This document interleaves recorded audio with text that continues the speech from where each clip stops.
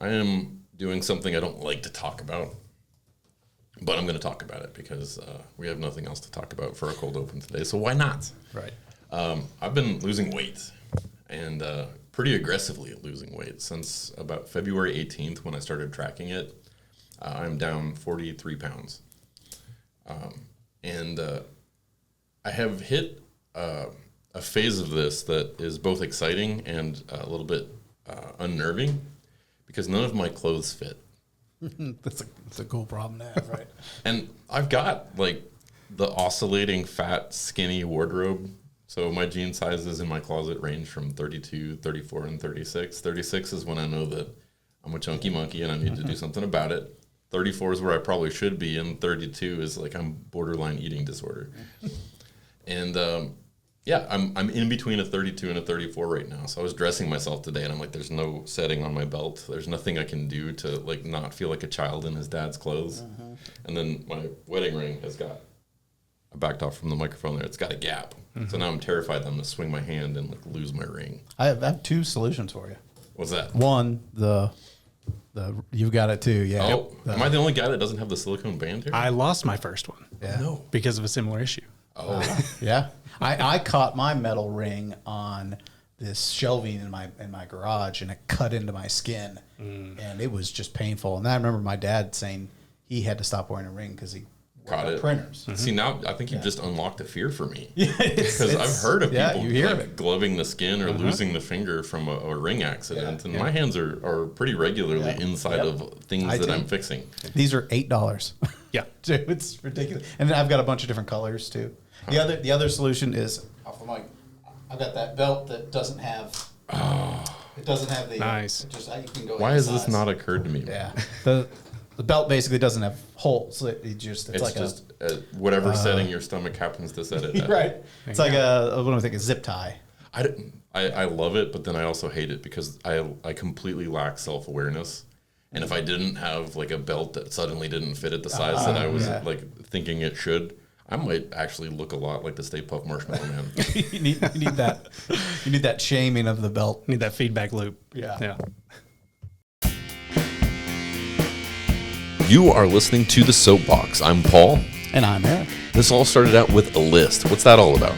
So I've compiled a list over the years of things that just bother, things that grind my gears. And I shared that list with you. And I thought, you know what? That would make interesting conversation. Sometimes I'm going to want to agree with you, and it's just going to be something we talk about. Other times, though, I'm going to want to steel man the opposite position because I think that's just interesting conversation. Yeah, and keep in mind, I'm always right, but Paul's just a really good debater. Hey! Once again, we are in the studio with a special guest. That's right. And I'm very excited about this one in particular because how you came to be on this show is it's bizarre. It's not a normal, because in the past it's been like, oh, it's Eric's good friend, which has actually we've pretty well cycled through everybody you've known since high school through college at this point, haven't we? Well, we got a big list. Okay. Yeah. So yeah, if you haven't got your turn yet, go ahead and just email Eric. But no, we were at a conference together. Yeah. This was 3 months ago. Yeah. Some pretty recent. And I happened to be speaking there because I did a project on AI. And then you came up to me afterwards. Yes. And you asked me a question that I wasn't prepared for. I was ready for, tell me about training in AI or what's next. Or you said, do you do a podcast? Yeah. I just I happened to be presenting that morning on a project, and then in the afternoon was looking for something to sit in on, and I was like, this looks cool. And then you started talking, and I was like, I know this voice. And I don't know that I've ever been recognized by my voice. So that like we had never met before. I did a double take, and I was like, yeah, I do. And so I got this great impromptu ability to hand business cards out and promote the podcast. And we began talking. And so I'm with Tyler Mills. And Tyler, you work with Prime AE, an engineering firm. Yep. And tell me a little bit about what you do, just at the highest level. Sure. Yeah. I mean, so my role there is a highway project manager. So I kind of get into your standard highway design projects here for KYTC primarily. We also work with cities and counties in Kentucky, but also kind of dabble in the ITS space a little bit with safety analysis. So kind of like I kind of like to keep a variety of projects that I And so kinda for stay into. a lot of our listeners who don't know, ITS is Intelligent Transportation Yep, Systems. good catch. And that's stuff like what? Commercial vehicle. Yeah, so like the ones I mostly get involved with are, just for an example here, is overheight truck detection. So putting sensors out on the roadway to catch a truck that will potentially collide with a low clearance bridge or a tunnel. Also flood detection to alert motorists when a roadway's flooded ahead and to divert. So that's the kind of like feedback loop I'm getting into there, of sensors along the roadway to alert motorists of a hazard. Any one-way driving stuff? Getting ready to The wrong way, sorry, potentially, not one way. yeah. Yeah, wrong way. So Yeah. Interesting. Okay. Awesome. Well, sad that we don't get to continue experiencing those awesome videos of trucks that just barely missed judging it by eye, but probably from a safety standpoint and also an infrastructure standpoint, that's good. Although we have at least one group here that will be sad that they can't keep putting cat strong Band-Aids on these. That's right. These things.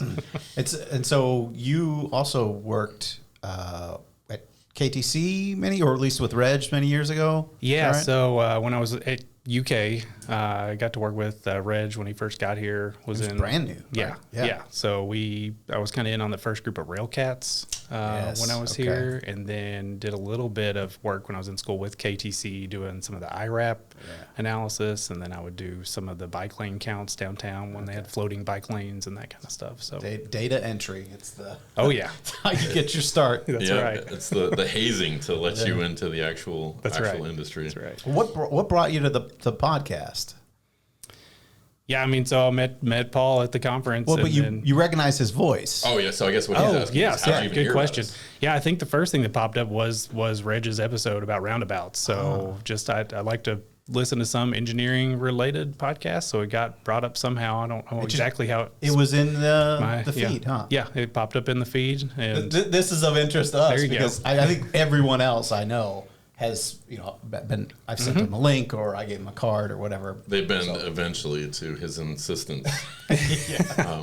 And I was just that's actively actually digging for a new engiering podcast, and then came across Reg Sulered did one. Okay, yeah, let's listen. Well, not to disappoint any like-minded listeners, but let's not talk about engineering today, because I think one of the more fascinating aspects of why we keep doing this for me is we get people that we know who are oftentimes very highly qualified and very specialized in a certain thing. But what we really want to know is what grinds your gears? What's something that you're passionate about outside of the domain of your expertise? Yeah. So we are. I have two children. I've got an 8-year-old son, 6-year-old daughter. We are coming out of a spring sports season. Take a shot. Of course. So what's been grinding my gears here lately are adults misbehaving at youth sporting events. Oh goodness, yeah. Yeah. So you tell me the ages here, because the take a shot threw me. Oh no, you're good. 8-year-old son Okay. who's mostly involved with the sports. Then we have a 6-year-old daughter who attends and has to witness said adults misbehaving. So For sure. yeah. So this must come from a place of personal experience. Do you have a story? Yeah, so I mean, he's pretty heavy into soccer and golf, and as much as he allows me to, I like to coach those events. So it's getting to be ridiculous over 2 years how many stories have already kind of built up of having to intervene with. Starting as a 6-year-old. Yeah, Yeah, starting okay. as a Wow. 6-year-old out there, first time playing, having to approach another coach and say, "Hey, why don't you stop just yelling at my kids? Like, don't talk to my kids. You deal So- with your team." Is that here in Lexington? Yeah, that's here in Lexington. Can we name drop? Is this Lysa that you're playing with? I'm playing with Liza. I think they're Liza's good. Predominant enough that it's probably where they're starting out. I'm out there. Maybe we bumped into each other and Maybe so. not seen one another. I've got a 5-year-old who just started playing this year. Okay, nice. And then a 7-year-old who's been playing for a couple of years. right. And I had a similar opinion just about one coach in particular. And this actually happened when my 7-year-old was 5, his first season playing, beginning and end of the soccer season, depending on whether you're talking about fall or spring, can sometimes have some just really nasty weather. Yeah. And in particular, there was one day where it was snowing sideways, just giant flakes of snow. Kids on the field were freezing. They were wearing coats over their uniforms, so nobody knew who was on what team. And it was just tears and snot, and nobody was happy. And the opposing coach did what any reasonable adult supervising a group of crying 5-year-olds would do, and said, let's call it for weather. This isn't okay. Yeah. But my child's coach did not feel that way at all.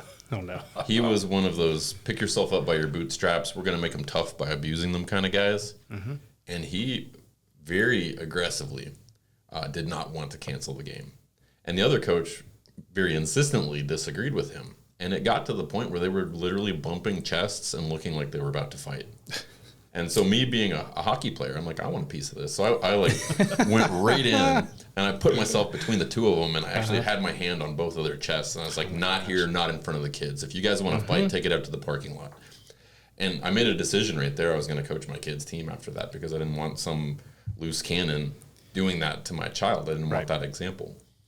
We had a parent, when my son was playing Lysa some years ago, we had a parent that the ref, ejected him. He had to go to his car to watch the rest of the game. And it was because, and I was trying to take the parent's side, even though he was in the wrong. He was basically asking what the call was, what his son did wrong. And he's a coach himself for other sport. And he wanted to know so bad what the call was. And the ref just decided to be kind of bullheaded and just wouldn't tell him. And he's like, it doesn't matter. I'll talk to the kid. Don't worry about it. And boy, he got lit up, and he had to step away. And this is, I mean, shoot, Vincent was probably 10. Yeah. Is there a protocol, like a rule, where a parent can't engage with a ref on the field? Is that a thing? Yeah, I mean, it's in a policy. Like whenever you sign your kid up, it's something you sign as like a parent code of conduct. And it's gotten tighter. Yes. I think more recently. They've actually put some more guidelines in it, and if you go to the Lysa Fields, they've got those signs that like we're not giving away any scholarships. We're not, kids are kids. And I'm okay name dropping Lysa because I think they're very responsive, and I really appreciate their involvement when those kind of things get escalated. So I mean, we had with U8. So 6 and 7 year olds out on the field, getting into shouting matches with the other coaches yelling at me and yelling at, like when I was coaching his team, their parents getting riled up and their coach egging on the parents. And I had to approach the coaches to the side when the ref, who was a 14-year-old kid who was just learning how to be a ref, and just kind of looked at him. I was like, guys, I think we're done here, right? And then there was like still 8 minutes left of this 36-minute, 40-minute game. And the ref looked at me, heard me say that, just blew the whistle, and he ran off the field. And that the coach I named specifically, like he was not allowed to coach the rest of the season. So Lysa does a good job when things come to their attention. I think that's important to have somebody in a position of authority or administration that's got your back in that situation, because if you don't, if they're not willing to render an opinion, or if they just allow it to continue by not addressing it, that's when things spiral out of control. Playing ice hockey, I play in a men's beer league at the Lexington Ice Center, and the reffing there is kind of a similar situation. Sure. Because it's Kentucky, we don't have a deep cultural history of hockey in the area. Right. And there's a lot of transplants from up north that just land here and want to play the sport. So anybody that grew up here, they don't have a deep knowledge of rules or how to make a call or how to watch or how to handle things. And probably at any given point in time, we've got one or two refs over the course of the season that this may be their first season reffing. And because it's a bunch of middle-aged guys that may or may not have consumed some alcohol prior to going out on the ice, tempers flare, opinions are strong, and they just light into these refs. And what ends up happening, the refs too timid because they're not confident in their own knowledge of what they're doing, and they'll take some abuse and they'll allow things to happen in terms of hooking and slashing and inappropriate hits and things like that until it hits a certain threshold. And then they're losing their mind. They're throwing people out. They're making crazy calls. So I think it's really good to have structure, to have somebody from a position of authority say, not okay. Say, take a shot. I think that's interesting because what I see in soccer a lot, and now my son actually just started reffing this season, so now I'm seeing it from that perspective, and that's scary. My first few games, I was standing on the sideline, like arms crossed, looking at the parents and ready to be like, this is his first game. This is his first. You just back up.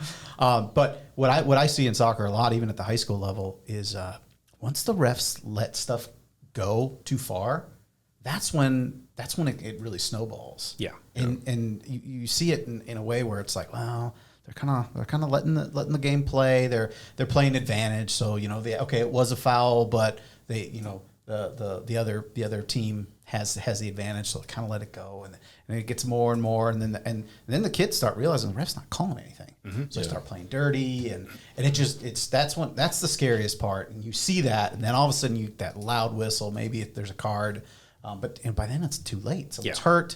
Someone's hurt. It's just that scary. Now, you're coaching. Does that mean that you played, or were you like me? You never played? I never played soccer. So my wife did. She played through high school. So, but I grew up.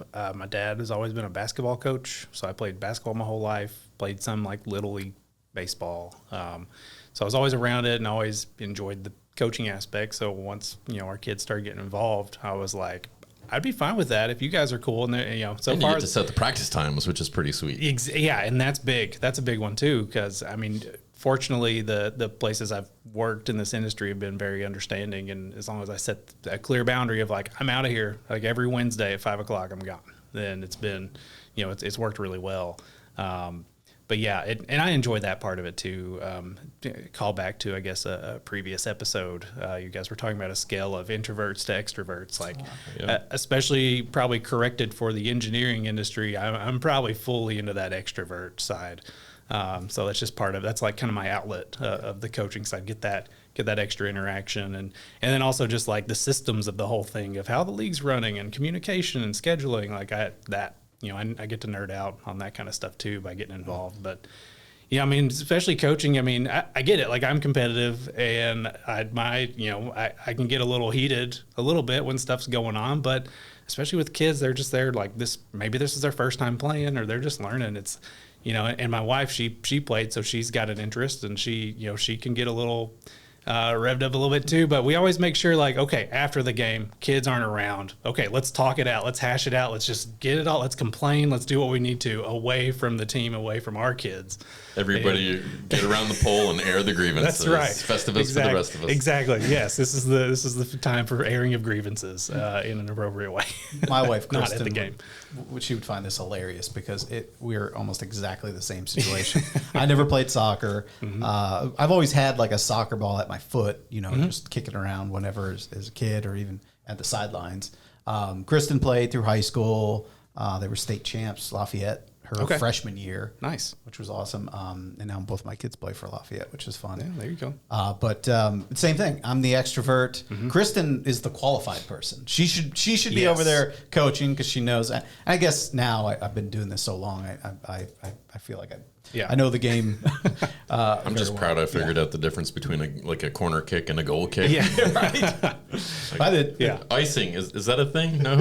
Yeah. Sorry, I'll just be quiet. Yeah, while our son's been learning the game, I also have been learning. Yep. So we'd get starting out with like 4 and 5 year olds. We'd go to a game, and afterwards she'd be like, "Have you ever talked to the kids about this?" And I'd be like, "I don't know what that is. So you tell me, and I'll put it in the next practice." Do you have like a YouTube video I can watch? Because I'm like great at sharks and minnows. Exactly. Afterwards, not so much. Ted Lasso. Just watch a bunch of Ted Lasso. You'll learn it all. That's right. That's where the mustache came from. So.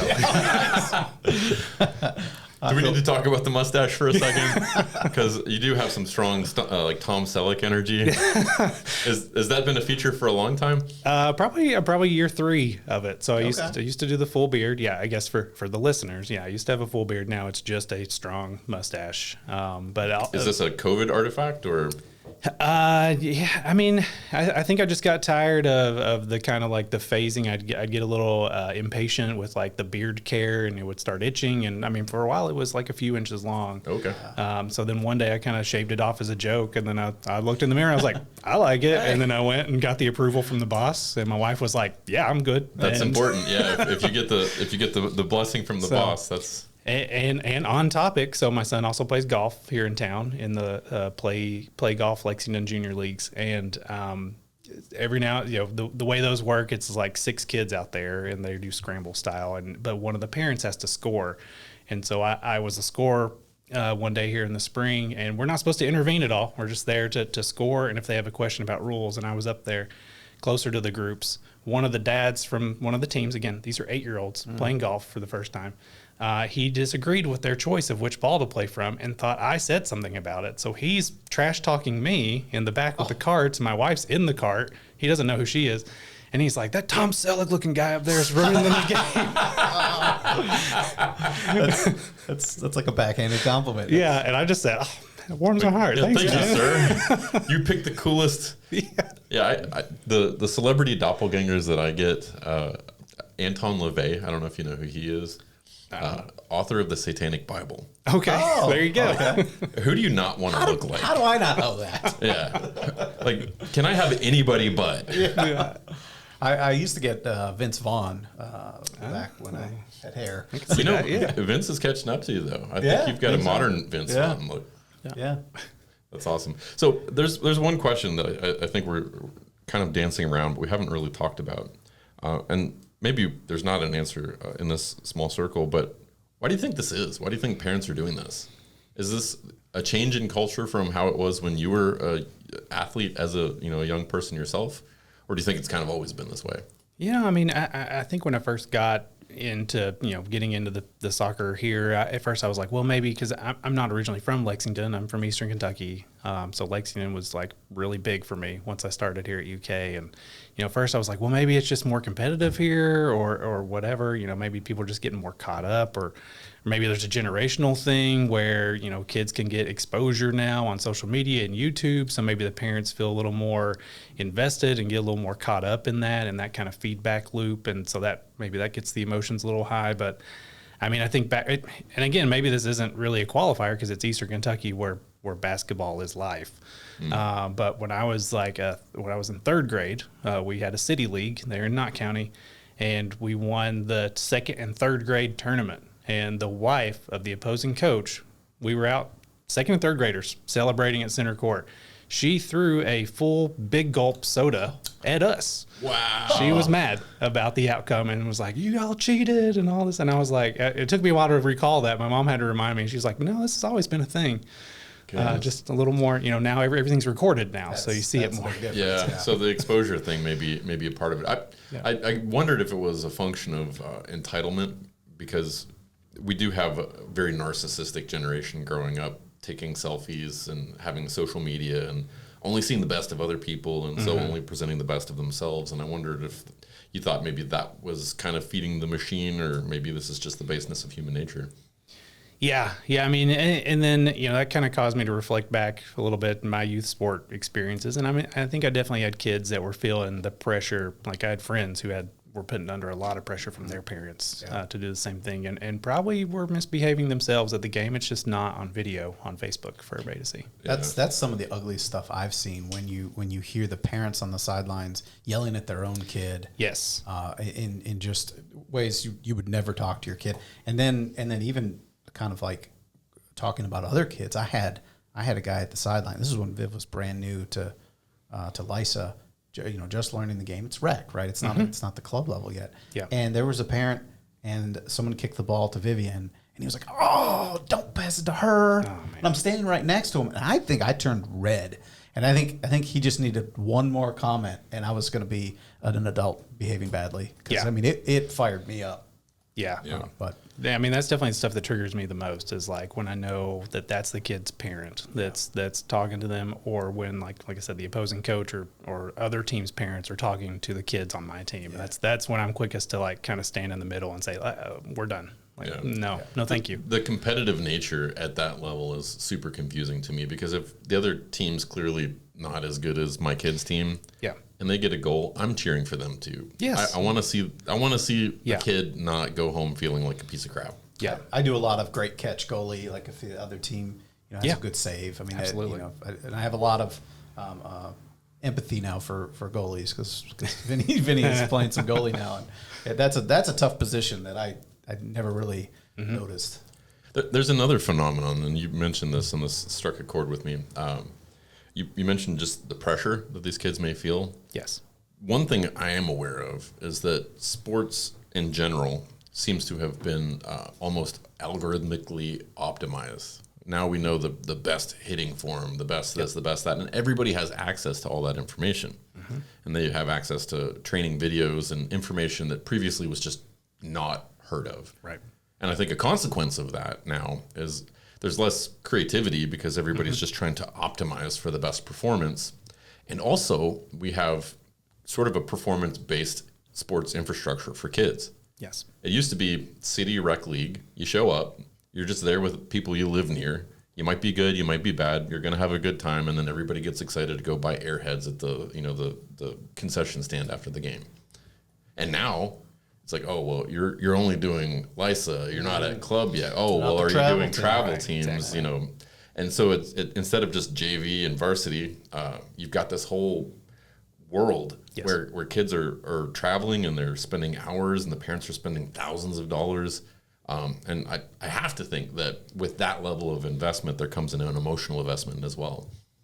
Yeah, and I could definitely see part of that of almost like the system is more gamified of there is more a perceived more right way to approach it if you're going to be successful, and with all the research going into it and the money ball, like with baseball, kind of using that analogy for other sports. So, but I mean, also to that point, it's like, I have to remind parents all the time, like, this is LISA. Like, this is where kids come to learn, and we're just here to, like, introduce them to the game and really do whatever we can to help them have fun with it, even if they're frustrated with themselves because it's new. And they, but this is where we, like, foster that enjoyment of the game of soccer. Like, I'm not here for, your son's highlight reel. Like, for your social media likes. Exactly. Like, I know, in your mind, he's going to be a star striker, but today he's playing defense because he's going to be learning how to play as center back. So there's sort of like a pageant mom feel to it, isn't there? Like, you think your kid's hot stuff and they're going to be a professional, which they're not because they don't live in England. But percentages are low. Are low. But the parents, I think, are the driving force behind this because the kids, they largely just want to kick grass and have fun and talk to their friends. Yeah.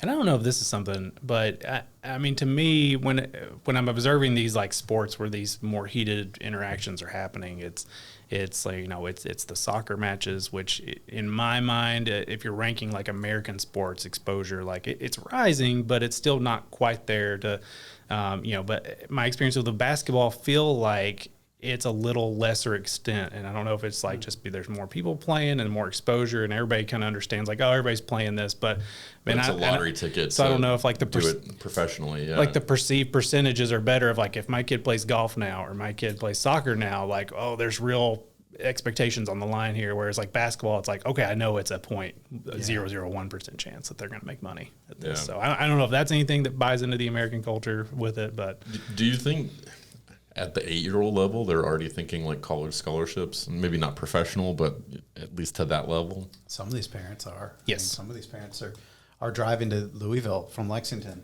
to play for Javanon, and it's like for practices 3 times a week. Mm-hmm. Yeah, my brother's kids are like, 10 and younger, right? And they play ice hockey up in Cincinnati, and they'll travel all over. They'll be down in Tennessee. They'll be, going 4, 5, 6 hours for a game. E60, E64. I mean, they'll play in Columbus. They'll play in Michigan. They'll play, and I mean, that's where you end up having to travel a lot farther to get to the higher level. But some of these parents they're banking on it. A D1 school for sure, and I don't know. And you were like one meniscus tear away from just hope you're good at math. Right. Right. All right. So we've kind of danced around the video. It's June 11th, right? So 5-6 days ago, the video dropped, right? I'm assuming you're familiar with this. Yes. Okay. Okay. I just saw it today. Yeah. And wow. Insane. I have had several friends come up to me and have you seen this? Have you seen this? And well, to set it up, basically, it's the coach. And there's actually some more context to the video. I learned from a friend of mine whose kid actually plays for the the Tuberinos or whatever the club. It's a brand new club in Lexington. But I think it's Tim Jenkins, but I think he's like Timbo or something. Okay. So there's the Toberinos or something. I'm butchering that, I'm sure. But he's the coach of the. We'll just fix it in post. Be like, oh hide your mouth. He's the yellow team, right? Yes. Is that right? Yeah. Yes. And his daughter, it's a co-ed game. Yes. His daughter goes down by getting fouled by this boy. He just ran right through her. And it was a dirty looking hit, but it's kids hitting kids. Yeah. Right. And you see the coach come on the field right away and push the boy down. Yes. Aggressively. He's using his full strength. He didn't shoulders pull and punches. above. Yeah. Adult arms shoving a kid to the ground. Sent the kid flying so hard that his feet went over his head. Yeah. And I think that's kind of that's the picture of what happened. Pardon the interruption. Voiceover Paul here. For those of you watching along with the video, well, now you're not, because we didn't empty the memory card, and unfortunately the video stops here. But as a consolation prize, we're going to go ahead and just put up an image of Cowboy Tom Selleck. That way, you still get the appearance of Tyler through the rest of the video. I think there's some subtext to what happened too that gives me moves the needle just slightly to where it's like, okay, it wasn't as bad as it looked, but seriously, there was nothing great about that, and I don't think this guy's ever going to coach again, or should. Yeah, I mean, back to like having some kind of system or some kind of regulation. Yeah. Like he should not be involved in any youth sports. Like, is my opinion. Like, I mean, it was egregious. It was him. He entered the pitch. He came onto the field to make that aggression against this child. Yeah, and I think you're gonna get mixed reactions from people who see the video. We'll definitely link the video in the description so people can see it if they don't know what we're talking about. But there's multiple levels happening, right? There's the protective nature of a parent looking out for a kid, or a coach looking out for a kid, that maybe it was instinct. Maybe he used to be a player and he was used to the physical aspect of the game, so he didn't have the same level of restraint being on the pitch. I think he was going toward his daughter, and the kid was in his way. And he just pushed him out of the way. And again, it was a very quick time from this time he saw his daughter go down. But then also, there's the gender distinction of a boy, 13, is that how old he was? I think so. I think it was U14 match. So a 13-year-old boy who should be old enough to know better, and big enough at this point that there's probably differences in muscle density and things like that, pushing a girl. And so there may be that at play in his mind. And when you're in a moment of an emotional reaction and you're making a split-second decision that if you just thought about it for a second, you probably wouldn't do, I bet there's people that would defend it. And I'm not going to. I don't think an adult should hit a kid. So I'll be very clear on that. Yeah. But another piece is I think she just got off of injury from a concussion. So he was that extra sensitive to. I'm with you. I'm trying to paint the picture to kind of give you an idea of why it happened. I'm not defending what we should do. I think he's done. I think that club is unfortunately maybe done too. Maybe, he's the one that started. But it's also possible that they could pull a Papa John's and get rid of him and save maybe. the brand. Yeah, that could be. But awful though, and you're right though about now we have cameras. So this probably happened plenty back in the day, and just no one saw it. It didn't go viral. This one though, I mean, he's taking shots. Yeah, this is not the kind of shot we've been advocating. Come on, It's a cheap shot. Cheap shot. Okay. Yeah. But I mean, that's another part of it too. I mean, for me, like if you're involved in that level with youth sports, like you're in a role, like a responsible role as a coach or something involved with the team, like you got to have some self-awareness to know, I have a tendency to get a little hot-headed in this kind of situation. Or so, I kind of know myself where sometimes I may be a little too timid. So when I have certain coaches that can be a little livelier, like we feed off each other. It's like I help calm this coach down a little bit, and he helps me get a little more energy, like to back up the kids. And that's definitely something. And kind of looking at other, track stuff around the situation, not trying to implicate anybody, but it seems like there was enough where he should have maybe been self-aware and had somebody in his corner to kind of like help regulate each other. And this was kind of a pattern with this coach, from what I understand. He was a hothead, and so he almost should have had somebody, another coach there, just safety net. He was right there. He was right there. Right. It was kind of the perfect storm from at least the vantage point that I saw. Yeah.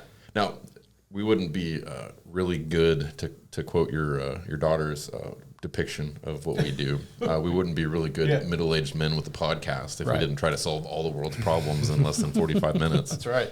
What's the solution? What do you think we could do better as a culture in order to sort of make an effort to prevent? Yeah, I mean, as far as my own learning curve, one thing I've tried to do better at and need to do a little better, like in you have brought seasons. all the sirens. All the sirens. Yeah. Take a shot. People are wasted. So we don't even really have to say anything else here. Yeah. Everyone's pretty gone. They've all gone to sleep. Yeah.